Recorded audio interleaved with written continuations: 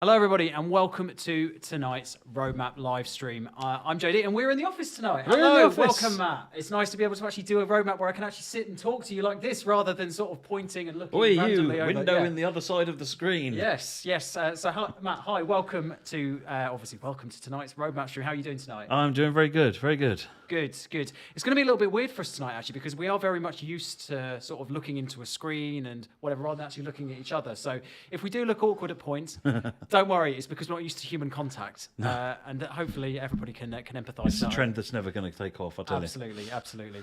Okay, so we know a lot of people have been looking forward to this particular roadmap stream. We released the roadmap over the last sort of 3 or 4 hours. Please make sure you take a look at it on our website. Our social channels have all shared it as well. It's on our forums. It's quite a long one, but we hope there's some really interesting stuff in there that we'll sort of touch on over the course of the next hour and a half or so. And there's a lot of interesting, exciting things that we can talk about tonight, which is good. I like having roadmaps where we have a full agenda and a full itinerary to be able to wax lyrical and do what we do best, which is talk a lot. So to give you a quick rundown of what's in there this week, or this month even, Birmingham Cross City Line, Lichfield to Bromsgrove and Redditch, it has been announced earlier on this week. It's coming on the 15th of November. Matt's very excited. We'll talk about it in a sec. And we also have a special surprise. Well, not a special surprise. If you've read the roadmap, you'll already see what it is. But we have the first look of the 323 for you in action in probably about 10-15 minutes time. So make sure if you're going to get a brew, get one now while we're doing the admin side of things. And then we'll be doing, so we've got the Cross City announced. There is a US route that's been added to the roadmap. There is a Train Sim Germany route. Obviously, lots of people very excited for that one. We are too. That's been added into the roadmap as well. New Journeys add-on has been released for everybody, so that's now off the roadmap. The first save game release has been was released about 2 or 3 weeks ago, something like that. We'll talk a little bit more about that in more detail and what that means for the rest of the save game project that we're looking at. Derailment issues, the first update and the first fix for that has gone out last week. And again, we'll talk a little bit more about what the next stages of that improvement are likely to be. We are going to talk about auto testing tonight, which is, I find, really, really interesting, and I hope you do too. Matt, I know you can talk for England on this one, but we have some nice graphics to be able to show you to kind of highlight some of the really important reasons why auto testing is going to be something that is going to be a fundamental part of how we go about things in the future. There is a batch of performance improvements that are coming in next week's update. We'll go into what those are in a second. Class 20 is coming to Livery Designer, which, again, lots of people very excited for, as well as really the HST. Cool. And Union Workshop are coming to join the partner program as well, again, which is very, very exciting. They're going to bring their wealth of Chinese and Japanese rail knowledge into Train Sim World, and we're delighted to have them on board. They shared it on Twitter earlier, and we gave them a little high five and a wave to say welcome to the program. So we're really excited to see what they've got in store.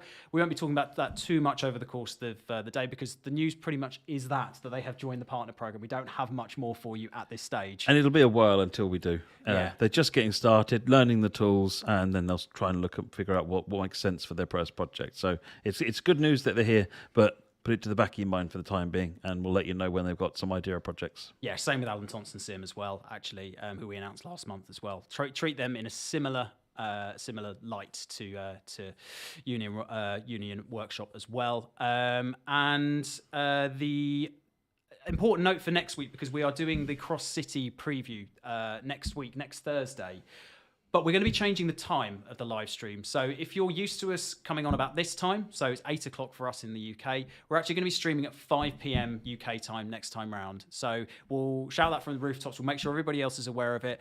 But the new live streaming time for the foreseeable future will be 5 p.m. so that we can do it whilst we're all in the office. We can ask questions that we need to ask rather than wandering around an empty office and us getting back very, very late. It potentially makes it easier to go and grab developers by the collar and drag them in here as well. Special guest stars for the live stream. It's the other way of putting it, yeah. So that'll be 5 p.m. UK time. Yeah. And a few other bits and pieces. So there was a problem with Peninsula Corridor and Castle missing on PC Game Pass. That has now been fixed. If you head to our support pages, there's more information on what you can do to fix that, but it does require probably an uninstall and a reinstall of that route. But that should be available for you now. That has been fixed. And the boxed edition for TSW3 is also available now on all good online retailers, i.e. Game, Amazon, Medimarket in Germany. So if you're looking for a Christmas present for the rail fan in your life, then please feel free to take a look. And that's the marketing message over for today's live stream. Final little bit that hopefully you'll be interested by, particularly if you are based around the Birmingham area. Actually, we're going to be at Worley, so we're going to be at the National Model Railway Exhibition at Worley on the weekend of the 27th of. That sounds about right. So if you are in the area and you are coming along, please give us a shout and come and find us. We'd love to see it, and we'll be playing Cross City actually at the event as well. We'll be playing a bunch of stuff, but the other thing I'd say is if you turn up, tell us. Come and say hello and tell us who you are. Yes. Because we'd love to meet you. And we'd love to put faces to names. Yes. We see a lot of people on the forums, and we see a lot of people engaging with us on the likes of Discord and Reddit and whatnot. It'd be great to be able to put some faces to names, just like you can do to us right now. Okay, so that is the admin done. That is the TLDR done. Let's talk a little bit more about some of the things that we put in this roadmap. So we talked about US route. We talked about the Train Sim Germany route, the German route for them. We're not going to go into much detail. Well, in fact, we're not going to go into any detail on those tonight. When we have more information for you, we will announce it, as we have done with Cross City. But they are on the roadmap, and we are working on them. So it's worth bearing in mind as well that the ordering on the roadmap is currently the projected release dates for that content, or at least the order of the content that's going to be released. Those might move around depending on when our release schedule changes, but that's what it currently looks like in terms of release schedules. Cross City. How excited are you, Matt? That's my first question that I'm going to ask, because it's the first piece of route add-on. It's the first route add-on for Train Sim World 3, and it's something that obviously we've been looking at for a little while and not really been able to talk about. How are you feeling now it's out in the open, and what do you think of the initial reaction? Really pleased actually to see the reaction. It's it's a complete line.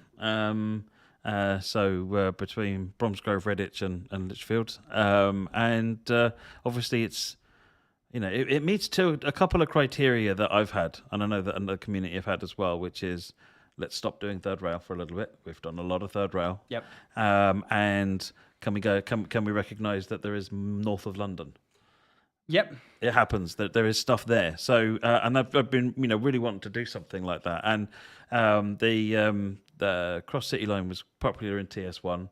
It is actually quite a fun, varied route. It's a really varied route to drive. You see the scenery changes quite a bit as you go down the route, whether it's the north end line, part of the line, which is quite countryside, scenic. You've then got it building up into the city in Birmingham.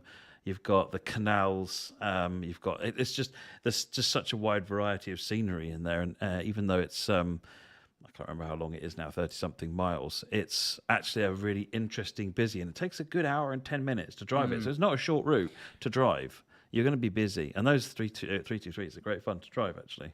Yeah, absolutely. And over the course of the period, that hour and 10 minutes, or however long it's going to take to go from end to end, there are some sort of landmarks that you're going to want to take notice of. There's the Bourneville factory, there is Lickey Incline, there is Birmingham New Street Station, there is Spaghetti Junction, the Queen Elizabeth Hospital. Yes, absolutely. And as you say, all the canals, there's more canals in Birmingham than there are in Venice. Fun fact of the day. So you can see some of those on the routes. So it's all very exciting. And obviously we'll be doing the preview next week for that. But we do have a little nice preview for you tonight, a little teaser. And if you haven't seen this before, this will be your first look at the 323. We wanted to do this tonight because there's a really good interview in the roadmap where we talk to Daisy, one of our members of our beta community, and she goes into a lot of detail about the kind of the painstaking process that has undergone to get all of the source material, including the audio, for the route and for the loco.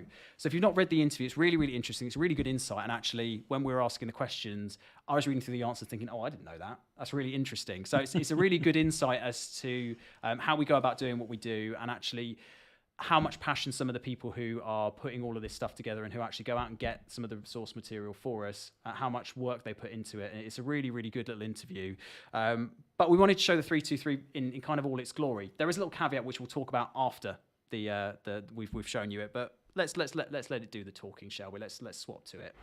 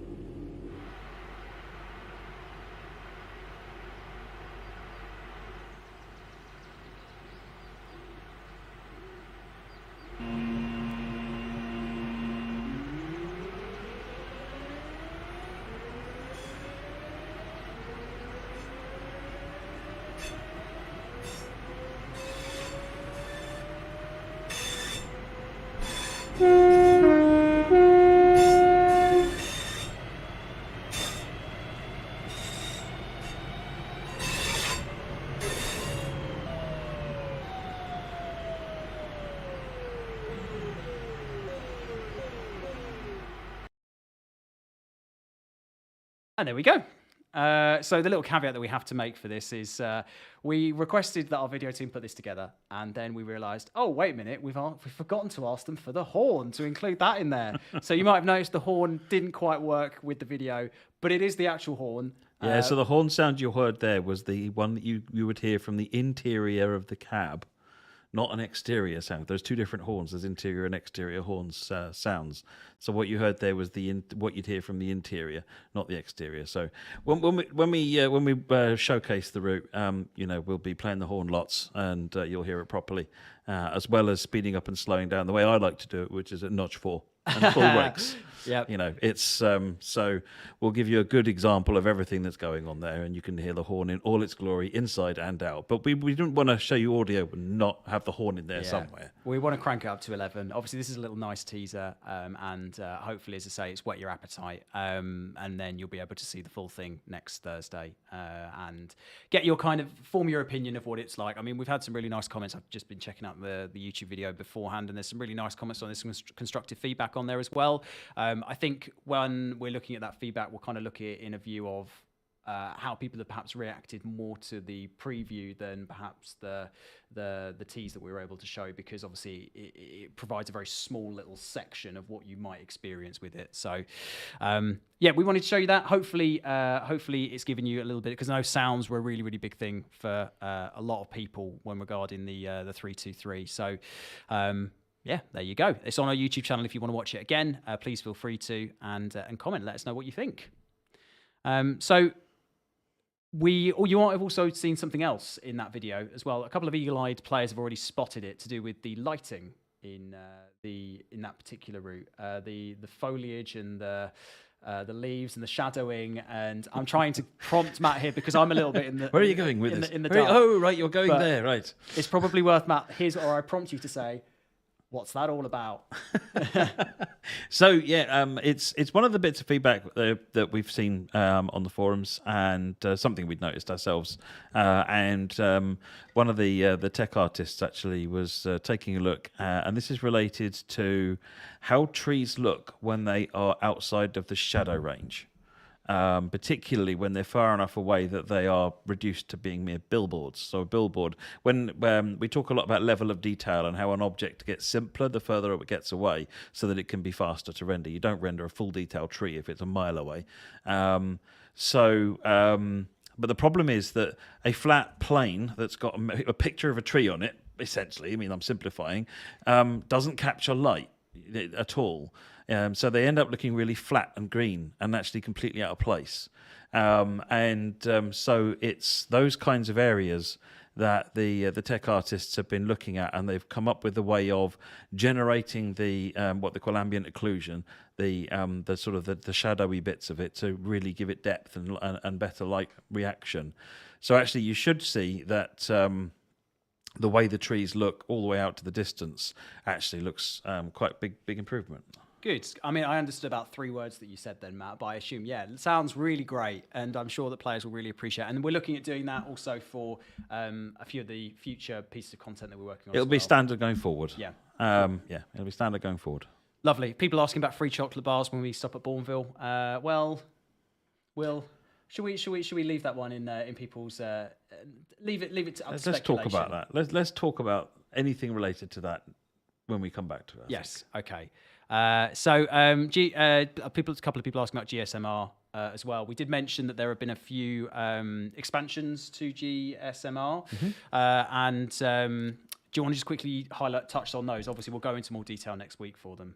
Yes. So people ask if there's a working GSMR. A GSMR is effectively a telephone system that talks back to the signal. So there's really a flexibility about what you want to call working GSMR.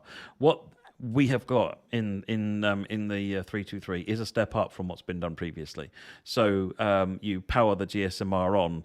It will then self-register.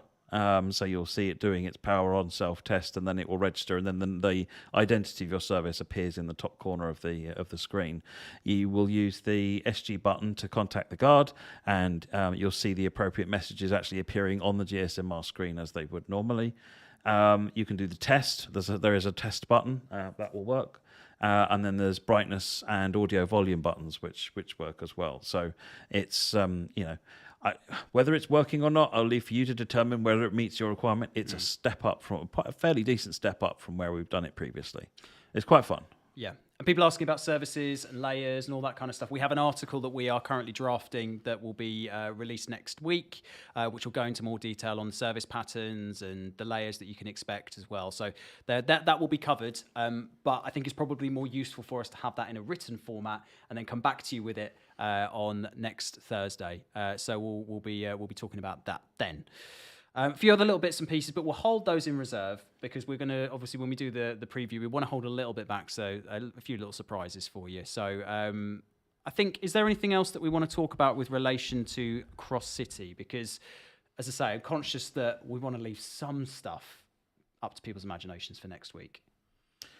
I think it's probably best if we leave it, and we move on. There are some pretty cool things that we can talk about in terms of the train, things that we've not done before, and we go into more detail about the route when we're actually showing it to you. Absolutely, and it will be available for pre-order as well from next Tuesday, and obviously the pricing details will be available then, again, without necessarily knowing the different locales and whatnot that everybody's from. Don't want to reel out a list of prices that might not necessarily be in your currency. They'll be available next Tuesday. So you've still got a week before release to make up your mind if you want to pre-order. Chief Long, she says, I think we're due a leak from you, Jenny. I always get the fear in these live streams that I'm teetering on the edge of revealing something. Why do you think we have a new formal live streaming thing? It's because of JD. I know. It genuinely is, actually, isn't it? It is. We thought, well, how can we stop this happening? And we came up with this, really, didn't we? This is no bad thing. It has to be said. This is a much better way of doing it. I just can't get over the fact that I'm sat next to Matt. We're doing a roadmap. That's very exciting. It's very exciting. It's weird. Okay, so we'll put Birmingham Cross City on one side, and we've obviously talked a little bit about kind of a couple of the other things that have been added to the roadmap already. We're going to come into some core updates on the core improvements to Train Sim World 3 now. So we're going to talk first of all about save game, because people might have noticed. If you haven't, then where have you been? But we have included, first of all, the save game toggle, and then more recently, we have put together the first save game improvement, the first core improvement, which is primarily designed to deal with those situations in which you'd start back up in game and you'd be hit by a red light, or you'd be hit by AI traffic that would mean you couldn't progress in the scenario or the service that you were taking part in. Based on player feedback since that release, I feel like that's fixed. We've not seen many. So I'm not going to go as far as to say save game is fixed. No, we are not there. We're going to come into that. Actually, we are quite a significant step forward. We thought we probably were based on the nature of the bugs that were found and fixed, and there was about 7 fairly substantial issues. These weren't minor tweaks. There was about 6 or 7 fairly substantial issues, and so it kind of felt like, this is probably actually going to nail a good chunk of the issues people are seeing, and that's kind of the feedback we're getting. Yeah, and we think that, well, again, I'm using the royal we here because I don't really know the first thing about how this is all organised and how this is all laid out from a dev perspective, but it certainly feels like the community are talking less about save game being a problem now. There are still things that we would like to solve and to fix, which involve things like your train setup. being sort of carrying over to. Yeah, if the wipers sometimes don't start and resume in the same state as when you, but it's an easily recoverable thing. So it's there is still room to look at. But it's so. If you do have any issues where when you resume the game it becomes unplayable, then do let us know. Go on to that. There's a save game thread. Those would be the high priority ones that need to be looked at. Yeah, and Red Rev and Longshin as well, I know have been big exponents of us fixing that. They're saying that they've had no problems since the update, which again is really great to hear. I know there's been a lot of blood, sweat, and quite a few tears that have gone into that improvement, and we're glad that it's proving fruitful for you all. The plan is to put save game back into the on as the default option. Rather than it being automatically toggled off for new players, because we feel like actually 80-90% of the real issues that we were seeing have been fixed with this update. So we'll be putting it back as the default on, or toggling it on by default. So that's really positive news. We're not completely done with this. Obviously, we said we're probably about 80% of the way there, and there are some case-by-case basis stuff that we want to try and fix. But we're really happy that we've been kind of able to bring probably the biggest improvement that we could possibly bring to save game, which is obviously being able to complete the game that you started. Yeah, that's been the sort of the crux of the issue, and in fact, with that level of of fix and improvement, the nature of what's left on save game does push it to one side a little bit, because there are then other more pressing things like red lights. Yeah. I mean, it is important to distinguish between the red lights you get when resuming a save game and the red lights when you've not resumed a save game. So Harlem line, for example, are two different things. So you shouldn't get red lights when resuming, but there is still the red light issue I know a number of people are suffering from on Harlem. And that has been where focus has been for about 4 weeks now, looking into those red light issues and making progress on those as well. So I haven't actually had an update. I'm due an update tomorrow on where we've got to on that. I know that. So that is getting a lot of attention at the moment as well. Couldn't you have asked them to hurry up, Matt? Because obviously we've got the roadmap tonight. That would have been a lovely thing for us to be able to talk about. But obviously, God, whackers.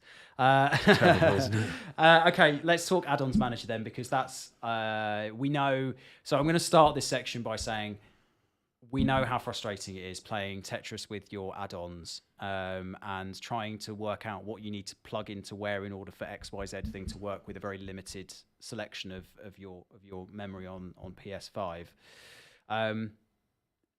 We've released on TSW2 and we've ported over the infrastructure into TSW3, but that's kind of some of the work done, but it's not just a case of porting it directly from Train Sim World 2 to Train Sim World 3, is it, Matt? You can't just unplug it from one, plug it into the other. It doesn't work like that. So there is core capability which has all been moved across, and that's all working in TSW3 now. There is a package of work which is what's underway at the moment because of the different UI in TSW3, and the UI does actually play a role in it. You select a route, that's when some stuff needs to be loaded. And of course, in TSW3, we've got different functionality. We've got some additional functionality we didn't have before, like drive by train and the training center, where you can list all of the trains that have got routes that have got training on them. So these things are new capabilities that we need to add into the system. So it's moving on. It's still continuing. I think there's actually 2 people working on it now, both in terms of fixing and testing.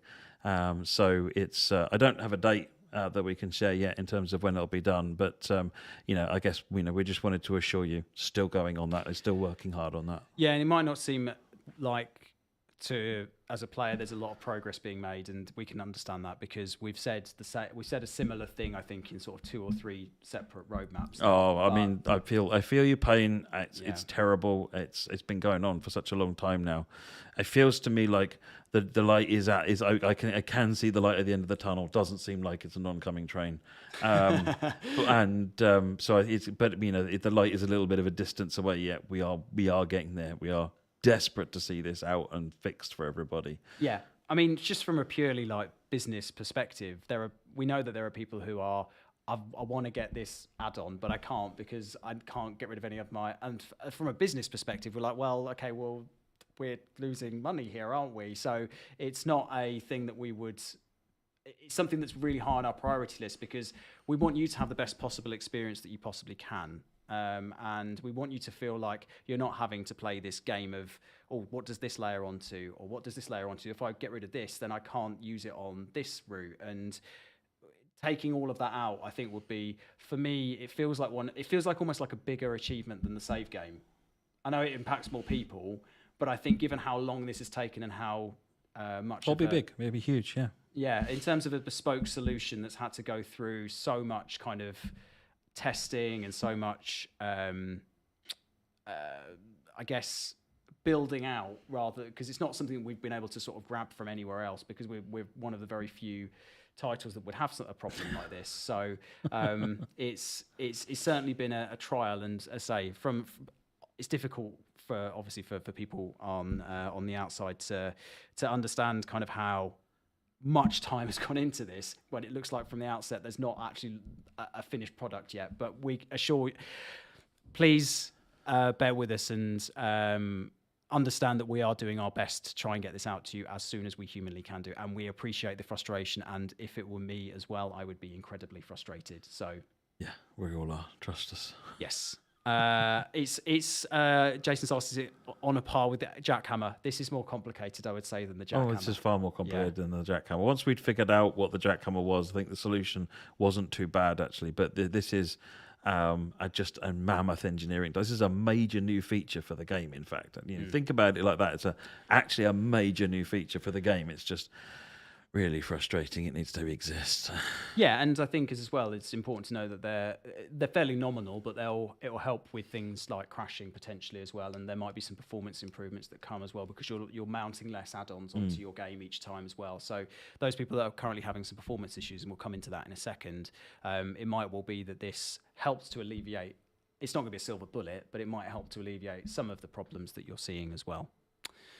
And Ratchet says, no move from last month then. Well, in terms of getting a finished product out, no. But in terms of progress behind the scenes, yes. Oh, there's been plenty of progress internally, but I get that doesn't matter to you. It's like, I fully appreciate that. It's the only result that matters is when is it coming. So we will, as soon as we can get you that in a way that we know, then yeah. Yeah, and it will be available for all platforms as well. We'll be uploading it to all platforms. It's not just PlayStation specific, even though it deals with the 64 gig limit. So we're hopeful that those benefits in terms of performance and crashing will help all players.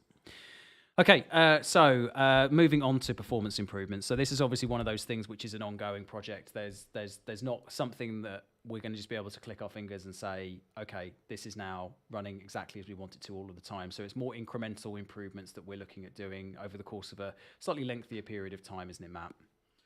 Yeah, absolutely. So looking at all sorts of different areas, and some of it's down to specific content, like the doppelstocks that had some quite badly inefficient lighting on them. So that's been resolved. And I can't see the notes. Do you want me to? Shall I go through the notes? Go on, and you go through the notes. So these are all things that they're either currently being worked on, and I can give you a little update as to where they are in terms of release as well. So the lights on the doppelstock for Ruas Ignored and Mein Spessart. Oh, the lights have just come on. Oh, that's spooky. Halloween was last week. Well, fine. Matt's just going to try and turn them off for us. I'll run you through that stuff. The Ghosts. Doppelstock stuff, that is fixed in the next game update. So we're hoping that will be coming out to you as in the coming, I'm going to say week plural. Then we're aware that some of the custom liveries that players are creating are causing some frame rate issues for players. So that's under investigation at the moment. I think Alex in the team is looking at that. Well, we think it might be down to liveries. Yeah. We're sort of homing in on that, but we're not sure yet. So we've seen some videos of some people having like a Series X that's got significant frame rate problems, and I mean like major pauses for several seconds over and over. So that's being actively looked into. Yeah. If you are having problems and you do have custom liveries in your game, particularly if you've got multiple custom liveries per route, we recommend that if you can, get rid of as many as you can and maybe just have one on the route, and we think that might help a little bit from let us know. Perspective. But it would help. We've again, as was always the case, when the engineer in question has been trying it out, they've put a bunch of liveries on and it's had no impact on the frame rate at all. Yeah. But we've had confirmation from a couple of players that if they remove liveries, it does help them. So what I suspect is there's more than one factor in play. Yeah. So we're continuing to investigate. If you find any, when you're looking at it, you notice the situation and you work out any of the information that can help us on the forums, please. Yep. It all helps us get to a resolution sooner. Yeah, I think that's going to be on the bingo card for future. It's on the forums. Please submit your findings to the forums in as much detail as you can. There was a problem with when you load into a route, you get to when you kind of first start moving your head around and starting exploring the route, you have a little bit of stuttering and poor performance. We believe that's now fixed in the next game update. There are some back-end improvements for locos with complex physics, so like the ES44C4, that will be improved with the next game update. When you connect long consists together, so 90 plus length combined, there was some stuttering and some performance issues. We think we've fixed you get a big freeze when you're coupled up to a train. And that's been resolved. Yep. There were some people that on Steam were crashing on exit as well. We believe that's also fixed with the next game update as well. So there's quite a lot of individual cases for things that we are looking at improving, and obviously we'll continue to do that as we go through. Those are some of the things that are just coming in the next game update, but there will be others that we look at as we go. If you are finding things and you're noticing a pattern, please let us know. As I say, it'll all help us to be able to diagnose if there are any issues. Before we move on from that, I just want to check. Sorry. Yes. Steam Physics. In the script I have. We'll come to it. Yeah, we'll come to it. People have been asking about it. I just want to make sure that we do cover an answer to that. Oh, yeah, no, we will be covering Steam. Don't worry. Don't worry, Matt. I've got you covered. I do like how you were trying to whisper, though, when we've got the mics right here. I'm sure everybody I know, but they're so... they're so... If I do that, you probably can't hear me anymore. Okay, so I'm just seeing if there's any questions. Gina, it probably won't solve all the stutters everywhere. It's more to no. It's specifically what happens is that there was a number of changes that addressed memory load, and what happened was they didn't mix together very well. And what this means is when you first spawn in and you first move the camera around, you get stuttering as you rotate that camera. The stuttering you get when you're driving is different. That's tile unload and the world origin rebasing. But the one when you're turning the camera around, that's the one that's resolved. Yeah. So that's we're constantly looking at this stuff, and if you are interested in it, actually, it's worth taking a look at the auto testing. We'll come on to auto testing in a bit, but the auto testing section of this roadmap, it's towards the bottom of the roadmap. But it's a really interesting insight into what auto testing might allow us to do in the future with things like this. And there is a couple of examples of things like performance and how it tests performance in action. So we'll come on to that in a little bit, but as a little teaser, if you want to get ahead of it, feel free to just check out the article in the interim. Let's have a look and see what we have next. So Derailing, patch 1, which I think went out for I think it ended up going out for PlayStation 5 last night, but I think all platforms now should have that first improvement. We'll talk about kind of what the different levels of improvement are for the derailing fix, because it's a multi-part issue, I think. Isn't it? As with all these things, you've one word that describes many actual underlying causes. Yeah. So the first one was around seemingly random derailments. It seems like random. So you're driving along and the train will bounce off, and you're not necessarily braking, or you might be braking, or it just doesn't seem relevant. Sometimes the train just bounces off. You might have noticed that happening actually on several streams that Sam's done, for example, whereas a TGV flew into the air. It was probably that. This was probably the cause for that. Or similarly, where my Bakerloo line train flew off the track in one of the 4-ups. I'm imagining it's the same problem. So I'm going to throw some technical babble at you, because I'm a bit. This is, and I don't even understand half of it. I barely understand this. So what it was related to the gradient changing of track, which happens actually, it's not like occasional moments in the track. The gradient is changing almost all the time in a lot of track. So it's quite considerable amount of it covered. So anywhere the gradient was changing, the way that's done by a smoothing. And some parts or components of that track, the tangent normal was inverted. Now, what that means is that as a component used inside the calculation of physics, occasionally the numbers would all get inverted. So you can imagine you're doing your maths and the game's doing its maths and suddenly a number gets inverted and the physics goes, oh, you should be up there, or something equally unhelpful. In the case, one of the cases we were looking at, for one single frame, it worked out that Simigraph actually reacted badly to that inverted tangent normal and quadrupled or 10 times the power on that it was outputting for one frame. So basically it was like suddenly all of the power went stupidly high, and that was enough to throw the train off the track. So fixing that, we've actually seen that improved a number of instances of derailments that we were aware of. Yeah, I mean, again, I probably understood about 3 words of that, but I trust that there are people Inverted tangent normal, they're the ones you got, weren't they? Yeah, absolutely. I love maths, I love physics. It's my favourite thing at school. Yeah, I mean, that's the first improvement, but there are sort of 2 more areas, or 2 at least 2 areas that we're also looking at as well, one of which is around braking, particularly harsh braking, and the other one is around coupling, buffers. I mean, again, Matt, try and demystify some of this, because I think there's a perception within the community that is one thing, and we believe it might involve that, but it might be something actually a little bit different. Yeah, so the derailment is not buffers. I know that one of the theories, and I shared the theory when I was looking at it, until the engineers, they look at me and they shake their head slowly, and they get their explainy boards out, and explainy boards. It's like, Matt, let me just show you how the game works, yeah. And so actually, it's nothing to do with buffers. So the first problem is about derailing under braking, which feels similar to the first instance, but it's a separate one. And what was happening was that because of physicsnesses, the wheels would lift off the track. There'd be some sort of a maths error because of the track and the way that gravity is at that moment. Because again, the train is not bolted onto the track; it is riding on the track, and something meant that an error meant that the train came out as being 20 meters above the track or something daft like that, which is beyond the tolerance for you're not on the track anymore. Hence, train derailed.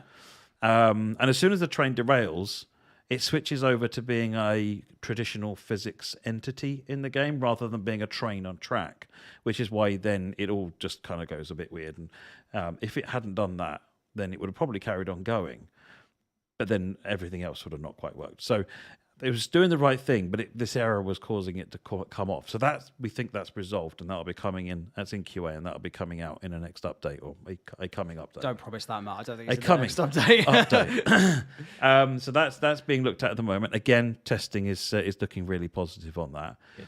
And 'cause I've done all sorts of tests, slamming the brakes on and driving with lots of dynamic brakes, and I've not had a single derailment so far. Then the other thing is related to buffers and couplings. So this is the issue that's been reported on the forums. Thank you for everyone who took the time to send screenshots and so forth. As always, really appreciated and helped a lot. Was related to when you couple up the vehicles, it would look like the coupling didn't reach the other hook, for example. It just looked like things weren't quite lined up properly. And that transpires to have been where the logic was pulling out the various values for where couplers are when it tries to couple them together. It was just using the wrong ones. So instead of using the distance between...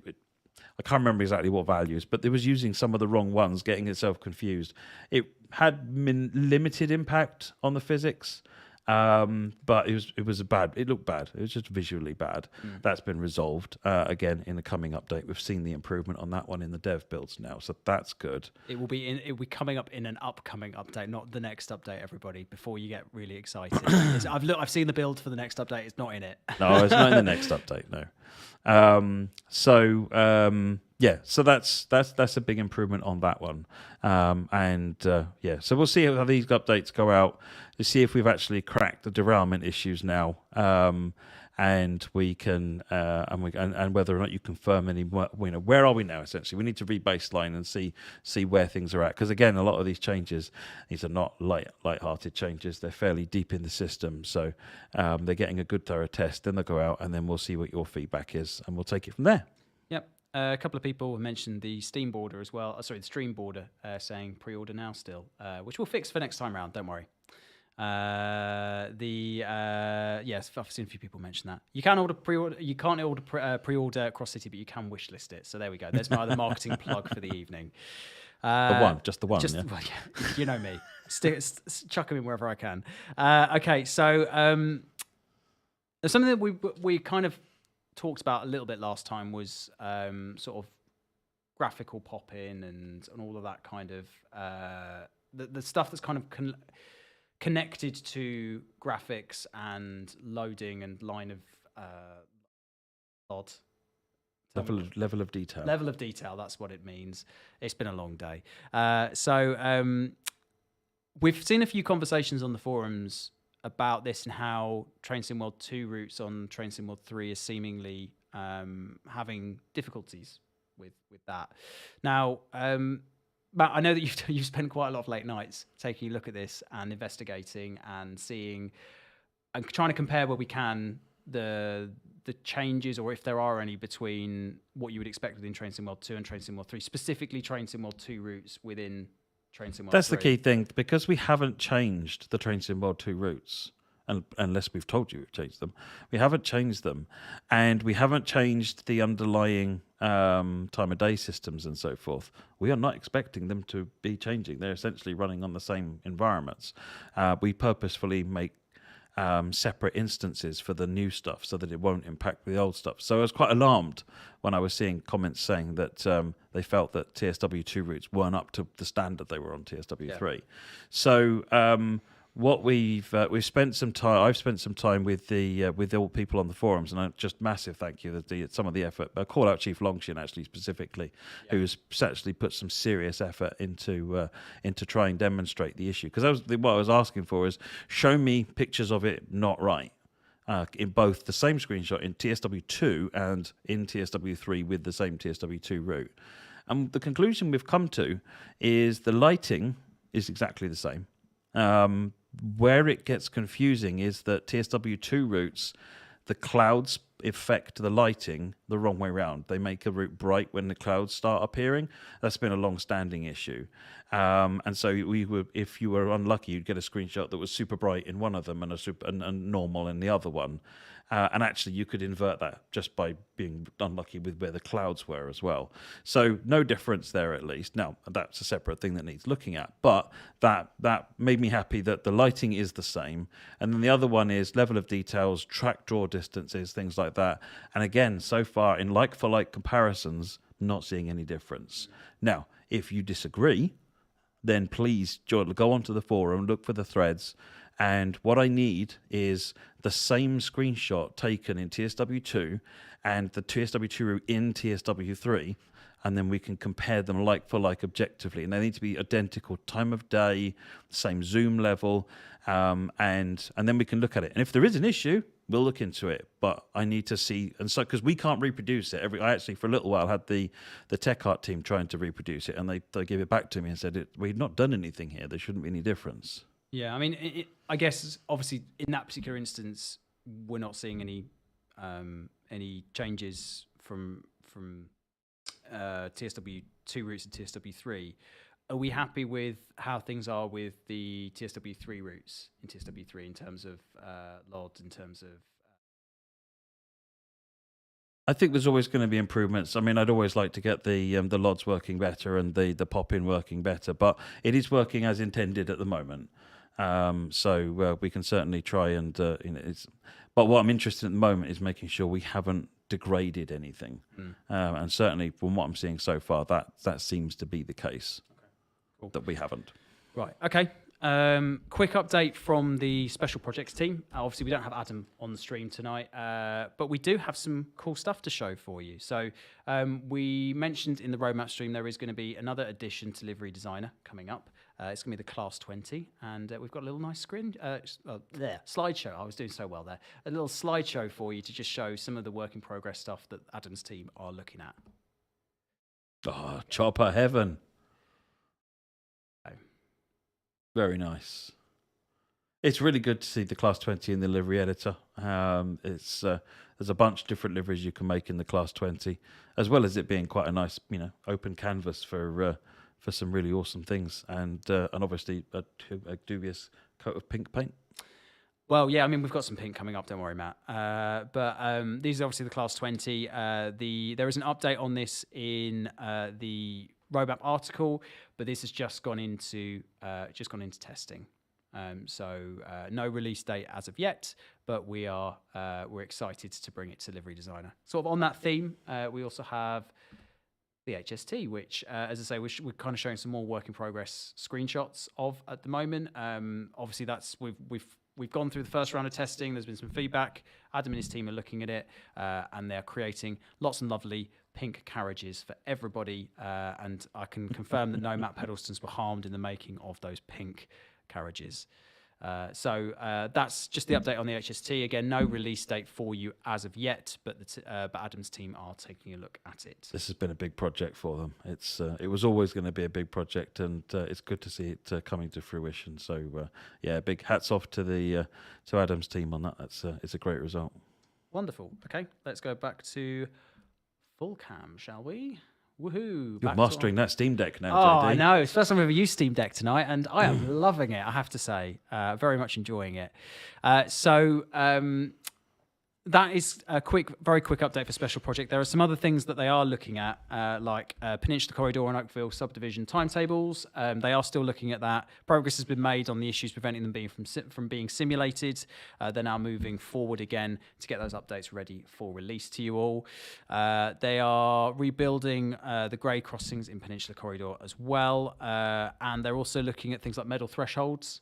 And achievements as well at the moment. So those are the kind of areas that they are looking at. And if you want more details, again, they're in the roadmap article. Somebody asked earlier on about Peninsula Corridor and the cab car and not being able to select the cab car in there, the problems with that one. So what's been holding up resolving that is the problem where we weren't able to resimulate the timetable, which is what Adam's team has been working on. The engineering team have been supporting on that. And as the report in the update just there said, that's been resolved now, which means now the team can actually work on, having got the timetable in a good state again, they can now sort out start looking at that issue again as well.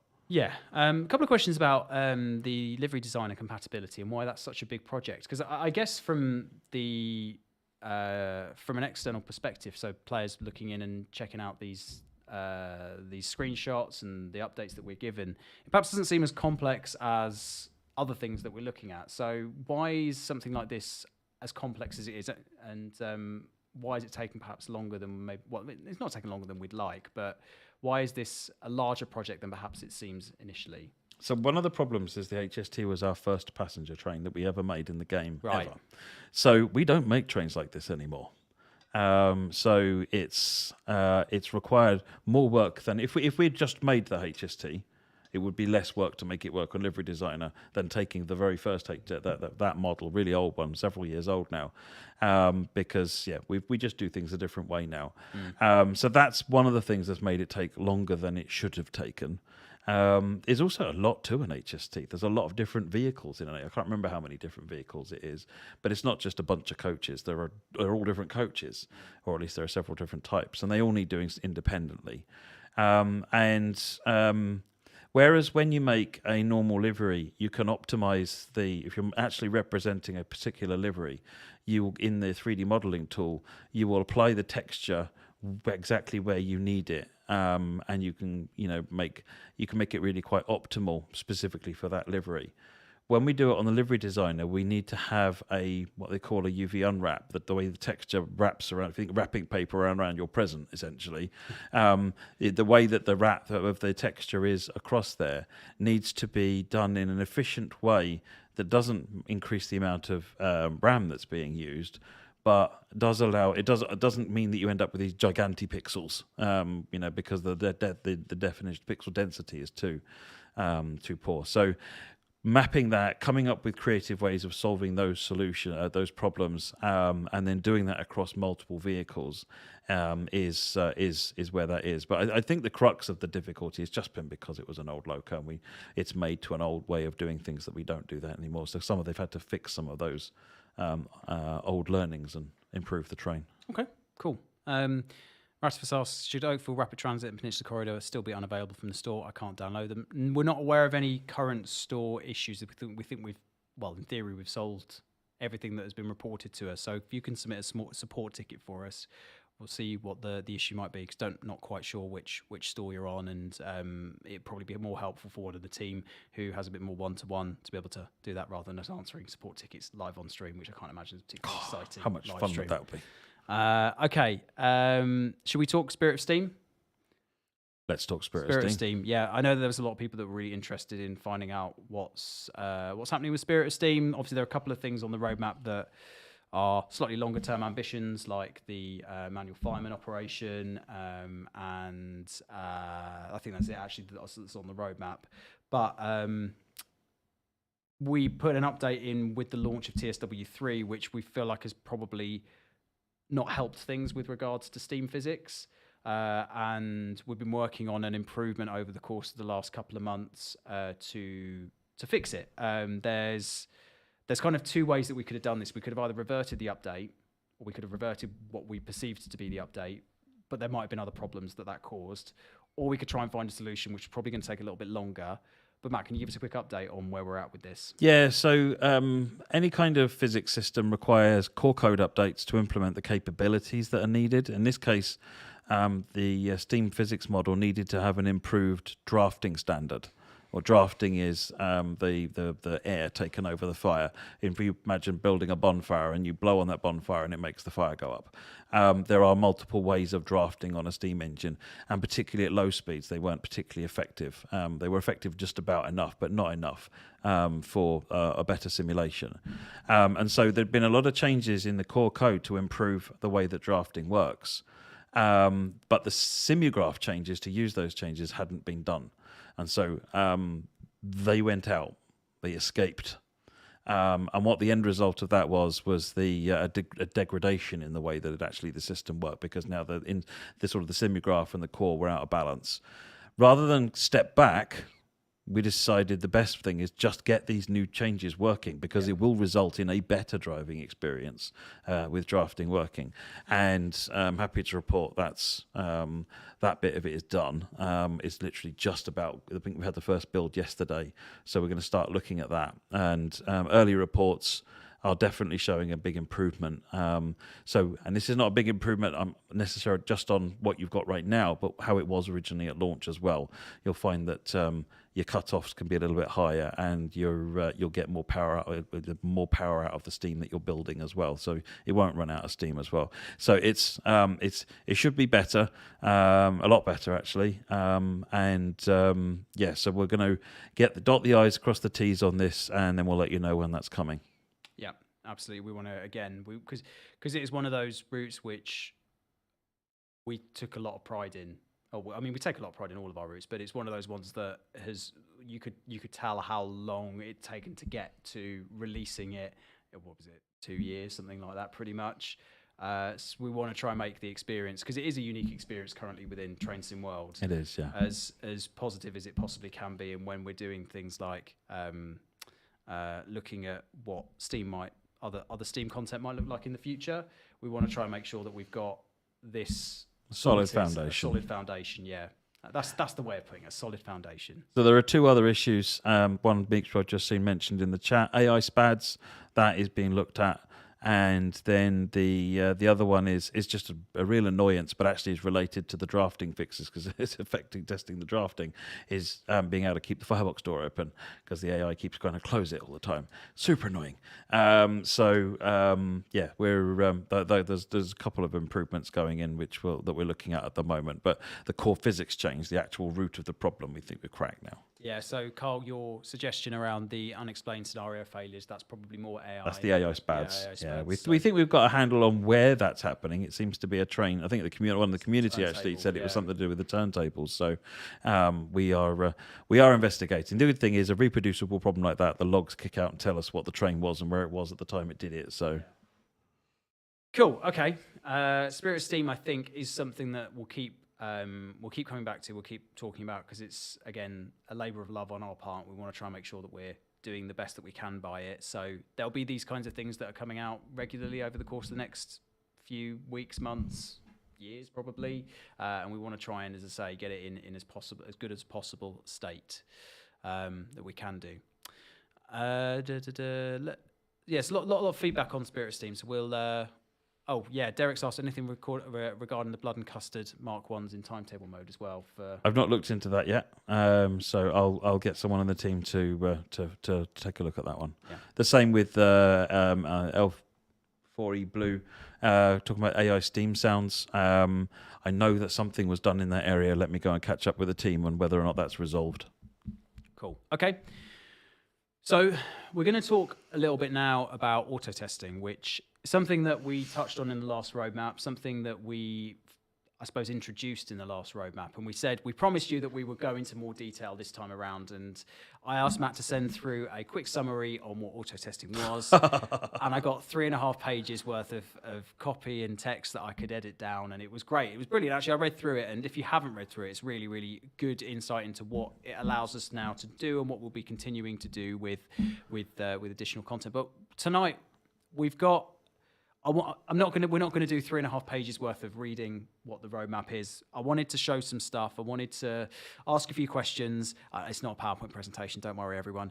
But I wanted to ask first of all, I wanted to ask you, Matt, tonight, why is auto testing important, and what does it bring to the table that we hadn't necessarily been able to do in the past? So manual testing, the traditional way of doing testing, is great because you factor in the human element and you can play the game the way that players play the game. I've said the word play quite a lot there. That's pretty cool. And that's great. The problem is when you get into sheer scale of things. So there isn't just 5 scenarios, or 10 scenarios, or 20 scenarios.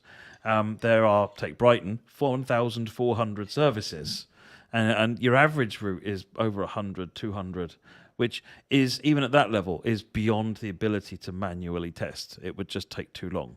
And they'd be prone to so many other variables in the testing as well. Like, for example, you've manually spent 3 months testing 200 services. Right, now do it again in the winter.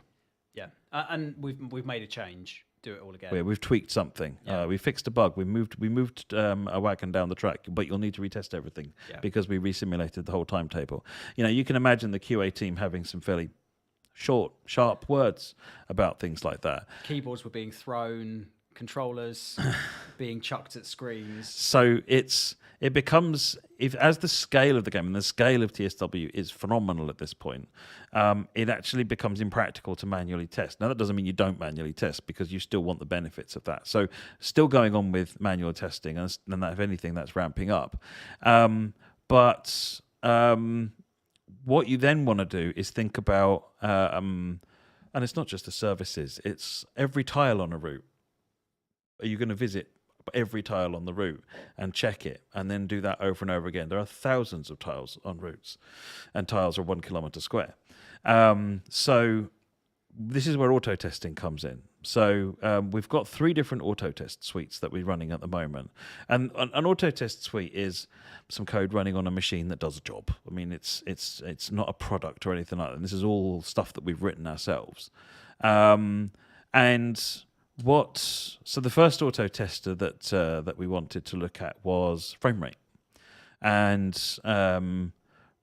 one of the challenges with frame rate testing is about consistency and making sure that that whenever you're comparing like for like, so that you can clearly see the frame rate has gone up or gone down with any particular change, and do so quickly.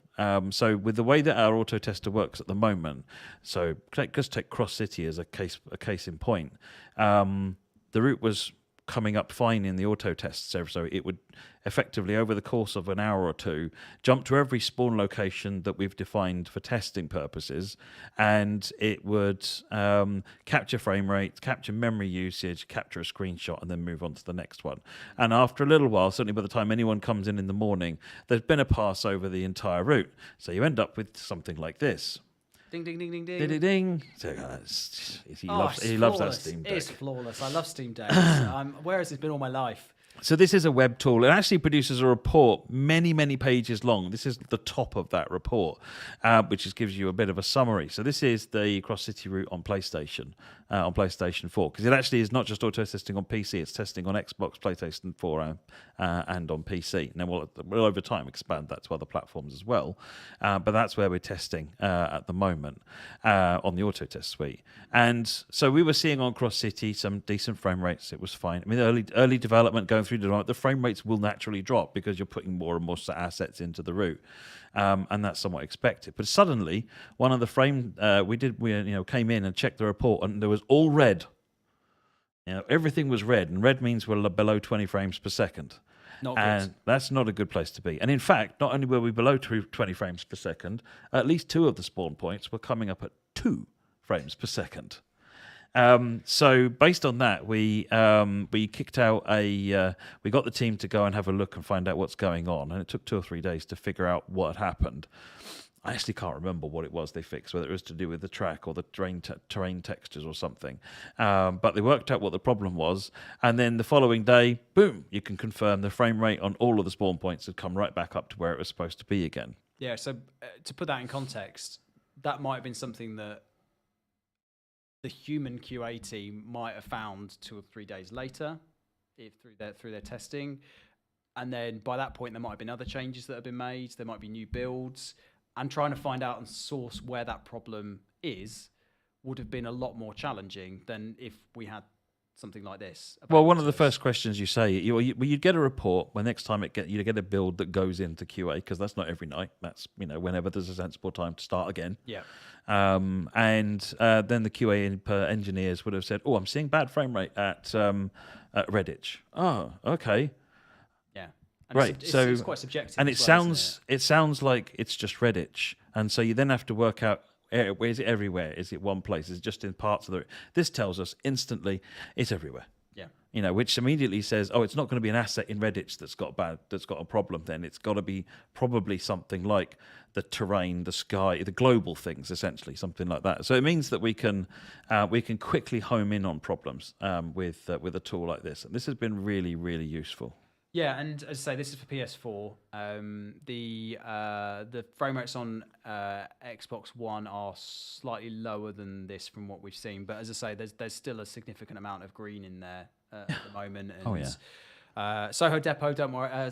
We know that's in there. It's not actually in the route. Soho Depot is not in the route. So the list of spawn points you see in our internal test tools are not the same as the spawn points necessarily that go into the game that you can spawn on foot at. They're similar, but these are. We have a set of points that we use for jumping around in the world editor, like bookmarks essentially. So and they're very similar to the ones that you spawn on foot in the game. But that's what these. It's not quite the same thing. And Strike Eagle makes a really great point. And actually, this is kind of what we're trying to get at. Really, is that FPS doesn't tell the whole story. It's the fluidity of the motion over the course of the route. If FPS jumps between 60 and 45 over and over, it becomes a stuttering mess. Yeah. So this is a really good indicator. But when this works best is when combined with the work of the QA team, and that they can give their more kind of human, driving the route, subjective opinion on something. And actually, if there is a problem like that, they would pick that up, and would be able to identify, probably with a bit more of a challenge, but at least we know what the problem is. That there is a problem, where the source of that issue is. Yeah, and we are actually, one of the things that we want to do is start looking at auto tests of playing the game. Yeah. Of auto tests of driving down the line and capturing the motion FPS in there as well, because those are only the FPS points at those exact locations. The frame rate might be between those locations. There might be a bad asset, for example. However, something is better than nothing, and this has already proven itself to be a massively useful tool. It isn't ever going to tell us the whole picture. Yeah. But what it does do is it gives us that high level view that gets us really quickly, generally how things are. And you can even, if you see one of the areas are suddenly dropped because there's graphs, so we can see, previous history of data and how it's changed. Even if it's still acceptable, well, why is it dropped 5 FPS or 10 FPS? Is that intentional? Have you just put something big in there? And then you talk to the R team and they're like, no. Okay, why have you dropped 10 FPS then? Go and figure it out. This is, it's a really good tool for investigating change. Yeah. So that we can make sure that these changes are expected. And pinpointing change as well. So being able to work out when this might have happened and what we've done in that interim period in order that might have caused a problem, and saving a hell of a lot of time in the process and strife and things being thrown at screens. Absolutely. Jody looks like he's nodding off. I am tired. Don't worry, it's past my bedtime. He wants some more inverted normals. Yeah, it is past my bedtime. We know this by now. So that's one of the things, and that's one of the I can't remember the word that you used to describe them.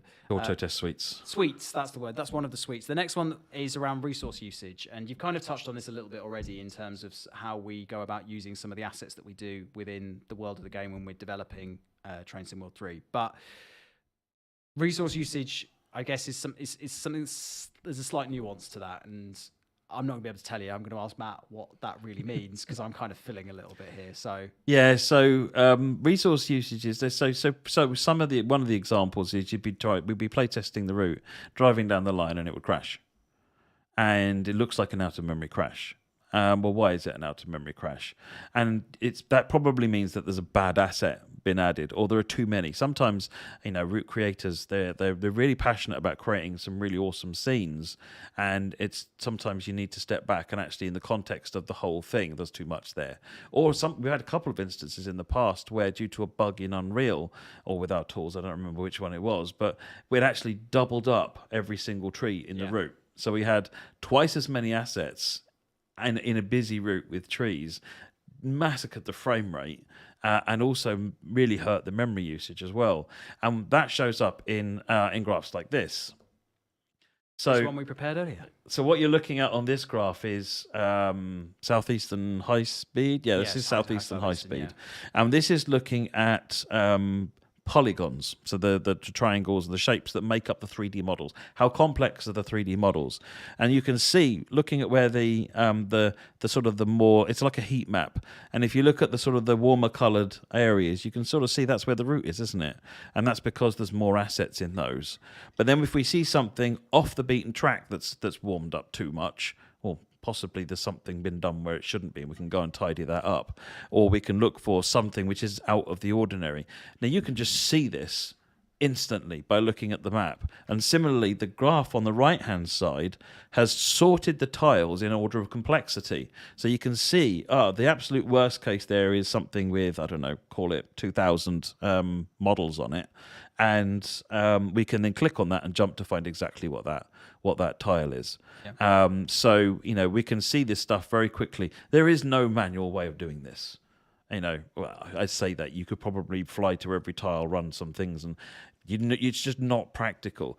Whereas this tells us how is the route, and we can look at this in comparison with other routes and say, okay, this is in the same order of complexity of other routes, or actually, wow. At one point, and again, I think it might have been when the trees got duplicated, there's the foliage graph, which looks like this one, was significantly higher than any other route we'd done. And we couldn't understand why, because there shouldn't have been any more trees. And that's what directs an investigation. So this is an incredibly useful. And again, what you're seeing here is 2 graphs out of 9 or 10 that this thing kicks out, and tables of data and so forth. So, and this is all interactive. We can click it, zoom it, look in at different things, and sort the data. So it really helps the investigation. So on this map, Matt, there's the yellow dot, which is just on we're going to call it the crocodile, the top of the crocodile's mouth. Whereabouts is that for context? Whereabouts is that in the southeastern route, do you think? The yellow dot. Gillingham? Maybe? So if we were to get that now, one of the things that perhaps we do first of all is be like, okay, so that looks like it might be quite an intensive area for players in terms of performance. what is in that area? Is there now an you know obvious- what that tool is. So Yeah. every one of those squares, those little squares, is 1 kilometer by 1 kilometer, and so you'd click on that yellow thing, yellow square, and it would tell you it's this tile. With give you its name, its file name. Yeah. You then go to that tile in the editor and you have a look around. Cool. Okay. And obviously that is a lot quicker way of doing it than by trying to Massively manually check quicker. it through the rest Massively. of the... It gives us so much insight into what's going on in a route. If we're seeing lower frame rates, if we're seeing memory issues, stuttering. One of the causes of stuttering is if it's trying to load and unload too many objects. So if we're finding a route is stuttering more than some of the others, then we look at that and actually we need to tone down the number of objects. And I think Cross City actually in the early days started suffering from some stuttering issues because some of the tiles were coming in with way too much on them, and so that was then cleaned up to resolve that. Yeah, absolutely. David Ham said, "I've not understood a word for the last half an hour. My brain hurts." This You is and me game both. dev You and me theory. both, David. Game but- dev theory. Yes. Finally, suite number 3 is around service mode. And obviously, I guess kind of the case in point for this one might have been something like a London Commuter. Had we had this available for maybe London Commuter, there might have been a slightly different end product when we came out with it. But can you give us a little description of what it means from a service mode perspective, auto testing? So the challenge we have from a service mode perspective is, again, we have got 50 routes, 60 routes, 70 routes. I can't remember how many now. There are a lot of routes. They've all got timetables. Some of them have got 2 timetables. And what that means is that when we want to make a change to the dispatcher or to couplings or physics or Spirit Steam. all of these things, there are quite a large number of things that if you change them, that timetable might not work the same. So how do we then sort of rectify that issue? And in fact, on London Brighton, there was a problem, which I think is rectified now, at least in the TSW3 version, where a change was made to the way call-ons were handled in signals in a different route, or the way for a different route, and it broke the way they worked in London Brighton, and nobody knew because it wasn't. We didn't realise that there was any chance of an impact on that. We were fixing it on this route over here, and so the goal that I tasked to get resolved here. Yes, the Reigate thing, crazy killer. The goal that I tasked here with this particular tool is, what I'd like is for the entirety of every timetable to be simulated all the time, over and over and over again, so that if we ever submit a change, then a bar goes red if it stops working. Like this. So this is the output. And you can see a wide range of data and all sorts of rubbish in there. There's no point worrying too much about that. Total services, remember, is the in-game service count, it's the internal service count, not the playable service count. That's why you'll see that London Brighton has nearly 5,000 services. That's how complicated that timetable is. Kent High Speed there with 2,500. You can see some of the fun names that we give the routes as well in the back end. So there's all sorts of stuff going on in there, but you can see that Sherman Hill's gone red, which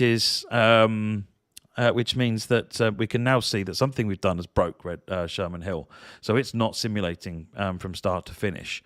So the engineers can now look at the log file from why that failed and can go ahead and resolve it. And it might be a content fix because actually we've introduced a change which we now need to incorporate, or it could be the change has broke something that we weren't expecting it to, and we can go back and adjust the change.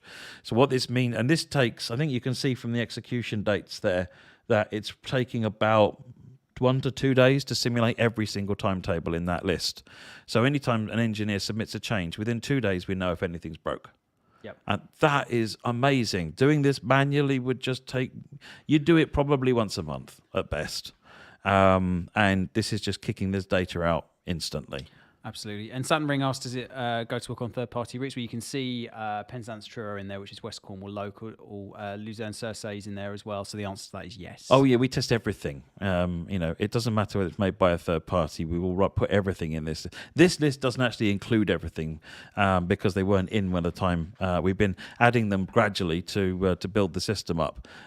So you'll see that in the latest version I've got, there'll be more of them in there. But every route in the current implementation, every route is being tested that's available. And Toronto, I believe, is Oakville. Yes. Yeah. So. Yeah. So what this is testing, I was actually talking to someone earlier on about this. This is testing running a timetable from start to finish. So Harlem, you'll see, works.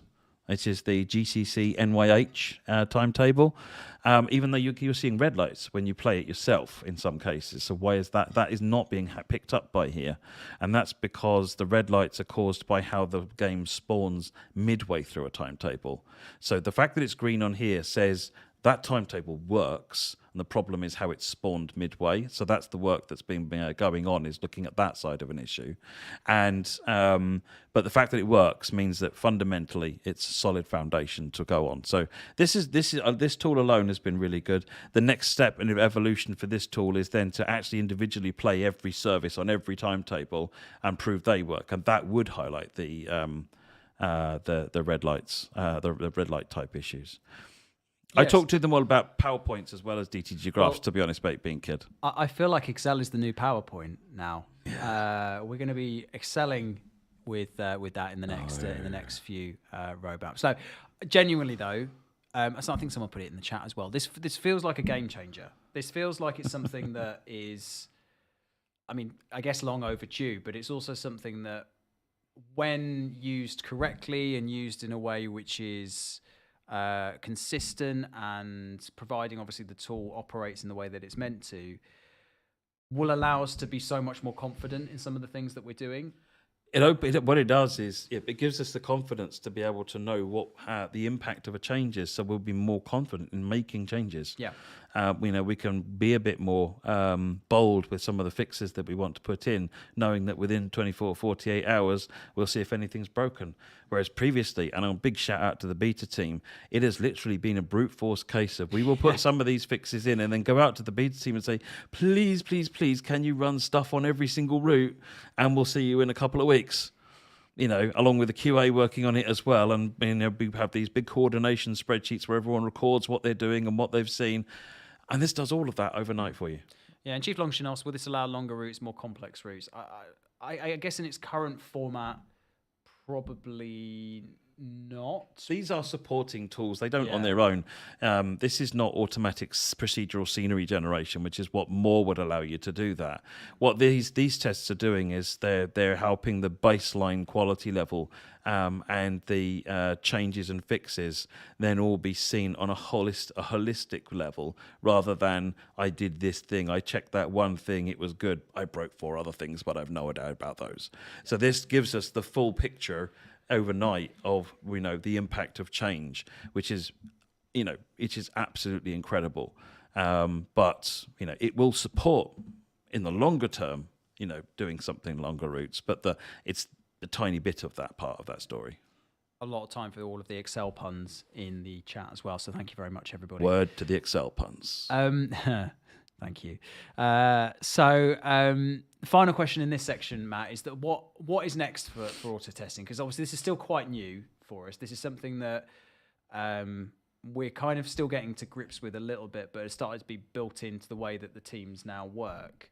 What are the next things that we want to try? Do we want to try and refine these tools? Do we want to try and find new ways to be able to use auto testing? And if so, what are we perhaps looking at in the future? You kind of mentioned already individual routes, all of their services.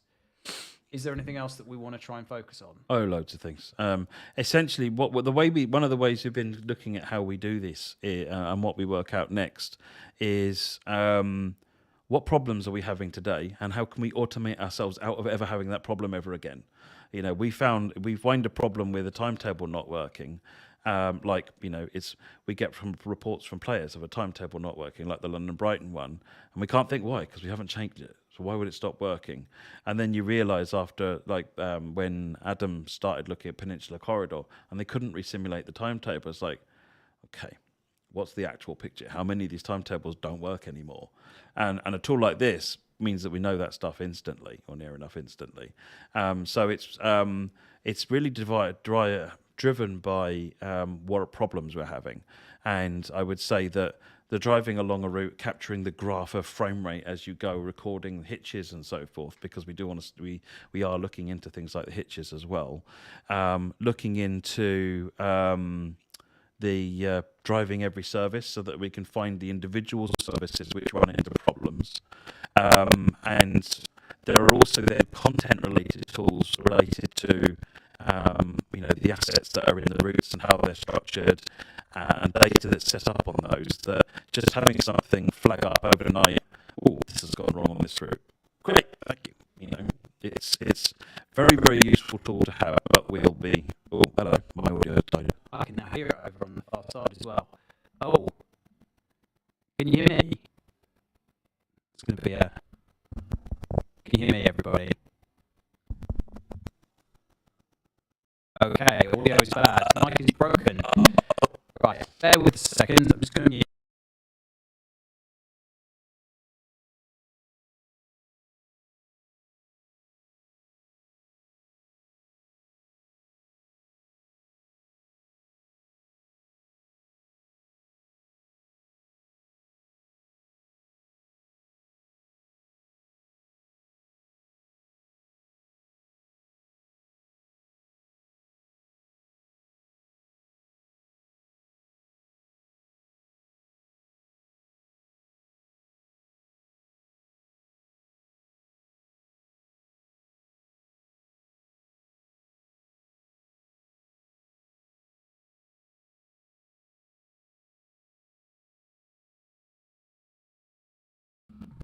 How is it now? Is this alright? Testing 1, 2. It's the same as it according to our big name.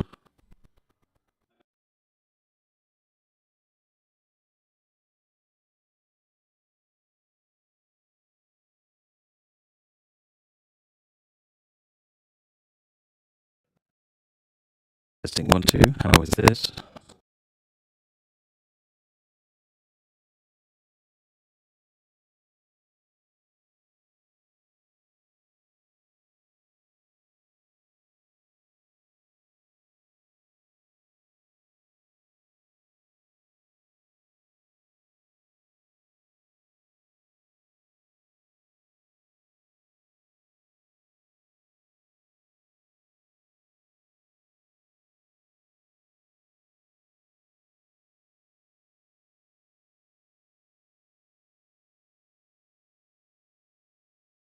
Right, how's that? Testing 1, 2. Are we any better? Looks better on OBS, so. We're good. We're Yay. good. Yay! Wow, we managed to solve a tech issue live in the stream. That's not like me.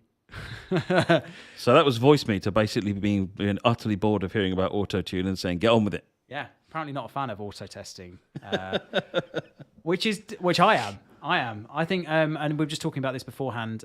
This is, as I say, it feels like a game changer. And I was really excited when Matt gave me a little. It wasn't a PowerPoint presentation, but a little presentation. I showed him the real system. Yeah, and it looks really good. Now, obviously, this is something that will continue to progress and will continue to improve.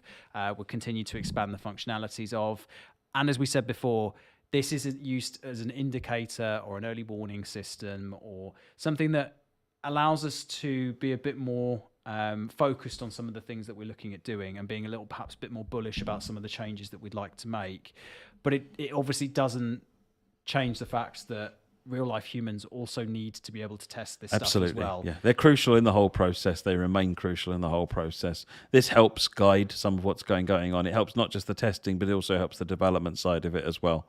No, it's a brilliant system. It's got one engineer completely dedicated to it and has had for quite some time now, and he's helped out by other engineers occasionally that will add into that, support him and what he's doing. So it's constantly developing, evolving. This isn't a tool off the shelf. This is all stuff that we've built internally. There's actually a surprising amount of development and engineering work goes on to make a game, make it possible to make a game, not just strictly on the code itself that goes actually out into the game. Yeah, and final question on this is third-party or partner program. Will they have access to these tools as well, or is it very much something which is a Dovetail proprietary tool at the moment? I mean, we essentially get hosts on a website internally in the office, right. And so third parties are dialing in on VPN, right. So they would have access to everything. Wonderful. Okay. So yeah, very exciting, and we'll give you more updates as and when more things hit the auto testing system. But it'd be really good, I think, to be able to perhaps do I'm not going to say a live demo because I think that's going to offer far too many problems. But maybe something pre-recorded where we can kind of show you what it might look like in action. Try and do something along with a detailed explanation of how it all works again, since we got interrupted so rudely on that one. Well, no, to be fair, I think a few people said that their brains have melted, and I can understand that. But a lot of people have also said they found this really interesting as well, because I certainly do. I don't fully understand all of it, but I understand why it's important, and I understand. We do get asked about the development process, and so sometimes we want to open the hood and show you how the engine works. Yes. And if it's not interesting for you, move on, just glaze over and look at all the pretty pictures that you're seeing. Yeah, some nice trains in the background there. Trains. Yeah, go just take a look at those. Okay, fine. So a couple of questions that we gathered from our forum thread before the live stream, but this is your question time, everybody. Ooh. Feel free to throw some questions into the chat. We'll try and gather as many as we can do. Probably do about 15 minutes tonight before we finish. So please feel free to throw some things in there. So the first one was from Alvern. They suggested some questions which we've already answered, which we'll miss. But some of them are specific to Birmingham Cross City, which again we'll come into perhaps when we do the preview live stream. Are there? Oh, interesting. For Cross City, why did we choose to do that particular section of the route? Why was it that we've gone for that particular sort of chunk of it rather than perhaps going further or going like? So it's the whole of the Cross City. Okay. What we've done is the Cross City. In terms of the network, is there anything else that we would have wanted to do that we weren't able to? No, we literally, the goal was to model the Cross City line. We did look at trying to get Soho Depot in, but we couldn't get it in schedule-wise. So the goal was to model the Cross City line. You can extend the lines out. The Cross City line is an amalgamation of a number of different railways. It isn't just one thing. So the railways, the lines go on to other places. But what we've modelled here is the Cross City line, and that's why it ends where it ends. Yep. So it is a complete line. Cool. Cross City questions, we're going to try and defer to next week because that's when we'll be doing all of the fun Cross City stuff. And there will be more articles in the meantime as well. Crucible, wait. Yes. You might have noticed that Huntler the Bear, they've got a Twitter account actually. They started following us and they've started engaging with us on Twitter. So again, wait and see. Is it okay that I can't think of a question even though I've got about 5,000? Well, that's a question in itself, so you're absolutely fine. Yes. In terms of other questions like, is X coming? Is Y coming? When is this thing coming? We're not going to be able to give you answers to those. If it's not on the roadmap, tick it off your bingo list. It's not on the current roadmap, then it's not something that we're currently in a position to be able to talk about publicly. So, sorry. That's unfortunately the way that the roadmap works. Someone's actually asked a really good question. During previous, this is Daniel James, you mentioned on a previous stream you're going to synchronize street lamps turning on off with the day-night cycle rather than the time of day. So I know the work on that has been finished and targeted initially on Southeastern. What I haven't seen for myself is where that gets integrated in, tested and released. So the good news is work done, and I will go and talk to people about it being across City as well if it isn't already. So leave that one with me, but yeah, good news is they told me the work was done. And someone else said, what train is it on the back? Well, there's two. There's a steam engine and there's a Chinese version of an ICE-3, and no, that's not a hint. It happened to be a gaming convention many years ago in China that one of the people brought back this saying, it's a train, look. And we thought it looked at a distance enough like an ICE that we used it in the in the foreground of the announcement video. Well, it is an ICE3. It's just got the Chinese branding on it. Yeah, or so Singapore, I think it is. someone asked, interesting question. Why was Cross City announced only 2 weeks before release? What's the point of the roadmap then? Well, hopefully the last hour and a half has and reading the roadmap has perhaps given you the information on why a roadmap is important, because it's not necessarily about when things are coming out and announcing big shiny new things. It's also about giving you an insight into the development process, giving you a bit more information about things that we're working on, things that we're improving, as well as also the shiny things at the top of the new releases that you can expect as well. And we want it to be less about the throwing out and announcing new stuff, because that's not necessarily what the roadmap is for. It is for telling everybody where everything is and how we're working on it and the progress on it. The announcements need to come sort of, I guess, separate to that.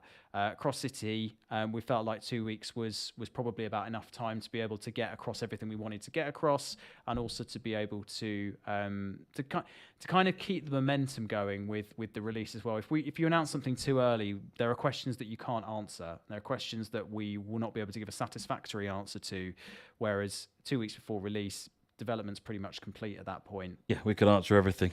Absolutely.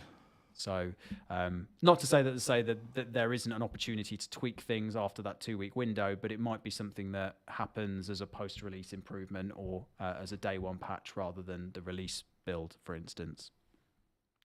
So Chief Long, you said, I think the roadmaps have been more detailed, more chilled, more two-way, which is great. That's exactly what we wanted. That's why we shifted to a monthly one, so we could give you more tangible information, go into more detail than kind of the cycle of fortnightly ones where everybody was scrambling around trying to get information, and it never really felt like it was a particularly fulfilling experience for anybody, whether it was you or us. A few people have asked about guard features in the 323. We'll cover detail on the on Cross City stuff when we go into detail on Cross City stuff. I don't know if we know when we're doing that.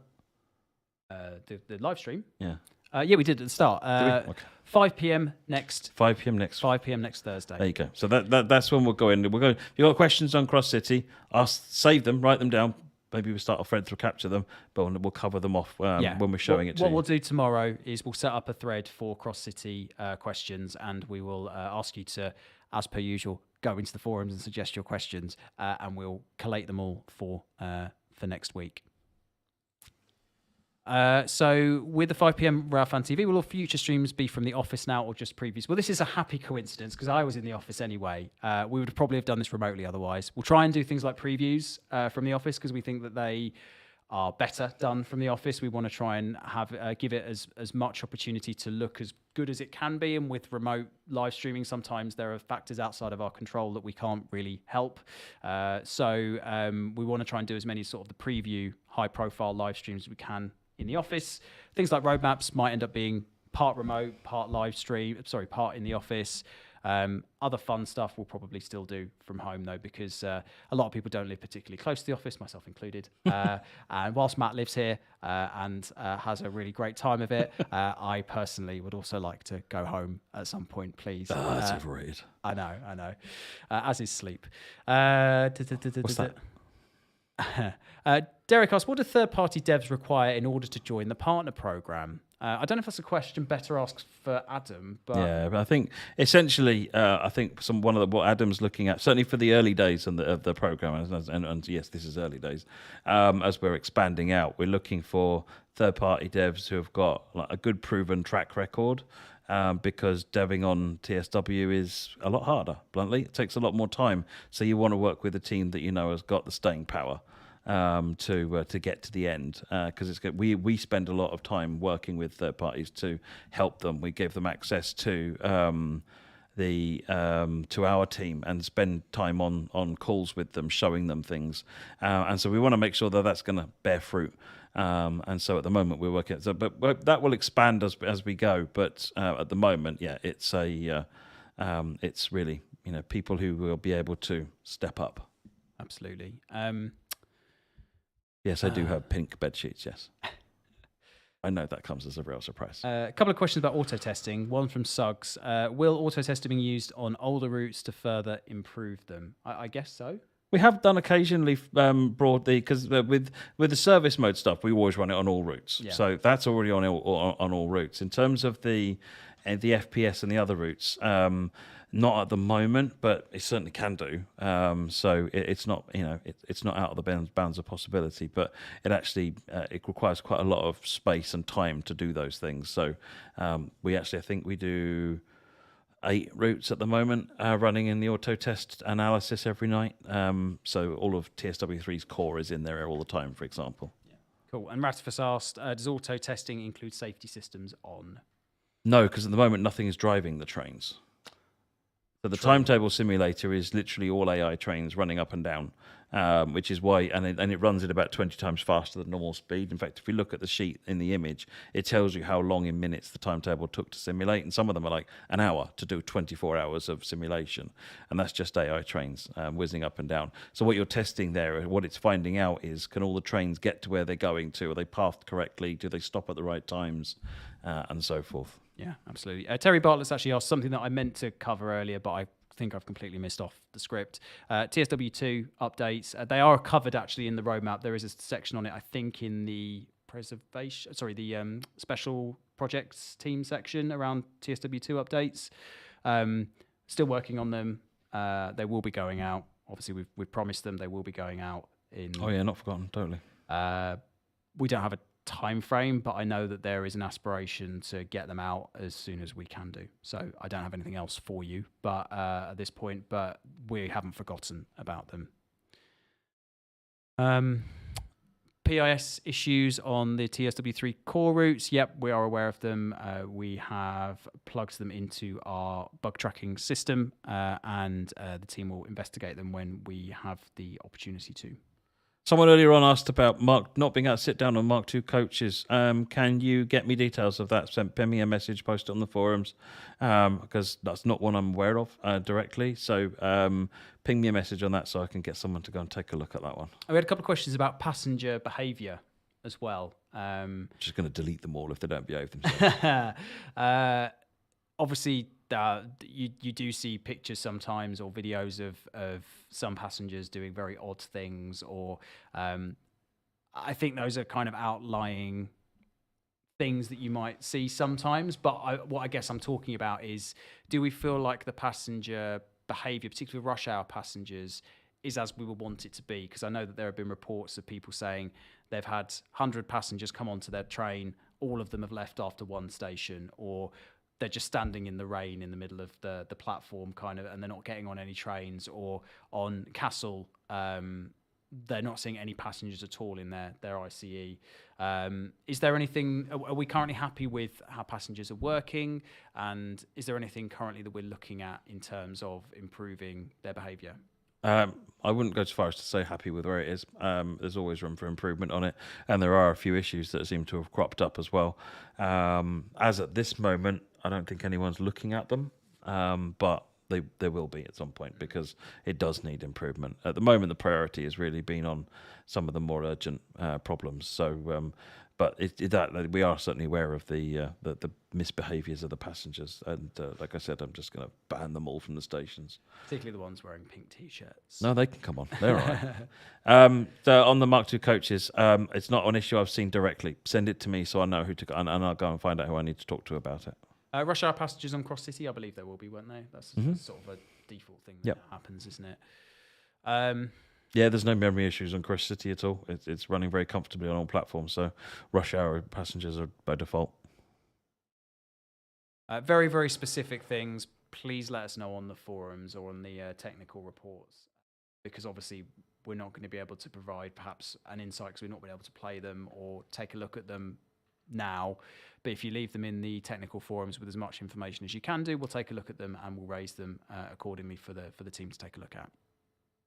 Passengers going past the yellow line. I don't know if you've ever been to a train. I know that's not necessarily how we'd want them to react, but if you've ever been to a train station, there are plenty of people that go over the yellow line, and whether they should or they shouldn't do. So they're, again, misbehaving, bad passengers. It's misbehaving. It is actually kind of realistic in some ways, I guess. Yeah, it's not good though. So no, it's not what we want. Obviously, it's another improvement that we need to look at. Yeah. Okay. All right.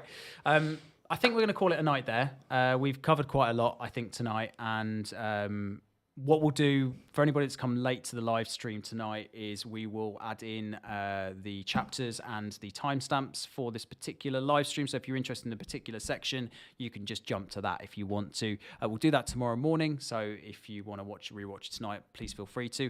We're going to show you the 323 to end on tonight, but as per usual, I've got some admin to finish on. So everybody look forward to this. Don't worry, there are no PowerPoints or Excels. This admin would be much more fun if it was presented in the form of a PowerPoint, you know. Well, yeah, true. Or an Excel, or maybe a slide. I could have put together a slide, yeah, couldn't I? So next week, if you are interested in Cross City, obviously it's coming out on the 15th of November on all platforms. The live stream time is changing. So 5 p.m. next week, we're going to make sure that we try and shout it as many times as we can, and we'll set up the YouTube event, if you're watching on YouTube, as early as we can do in the week so that you can subscribe and you get a notification when you go live. We're going to do it at 5 p.m. On next Thursday, which is Thursday the 10th. And you'll be able to ask all of your questions about Cross City in a forum thread that we'll set up tomorrow morning. We are at Worley National Model Railway Exhibition later on in the month. If you're interested and you're coming along, please say hello. We'd love to come and see you. I say we. I'm unfortunately not going to be there, but Matt will be there. I will. Some of the community team will be there as well, including Alex and Jamie. So feel free to say hello. And the box edition is now available for TSW3 as well. So if you are looking for a great present for the rail fan in your life, then please feel free to take a look at Amazon, or if you're in the UK Game, or if you're in Germany, MediMarket, and you'll be able to find it and to get the physical version of Train Sim World 3. I think that'll do us for tonight. If you haven't already read the roadmap article, then please feel free to. It's a long read, but hopefully a fulfilling read. You can find out more about auto testing. You can find out more about the 323 and the source material that we've gathered for Cross City with an interview with Daisy. And we might see if we can get Daisy on the live stream next week, if at all possible, for the preview, because obviously her insight is great on this kind of thing. So we'll do our best. Obviously technical limitations might apply, but thanks very much, Matt. Thanks for joining me. Thanks, JD. Great to do this in the office. Really enjoy doing this kind of thing. Hope you've enjoyed it at home. Remember, 5 p.m. next week, or 5 p.m. UK time next week. Do not forget it.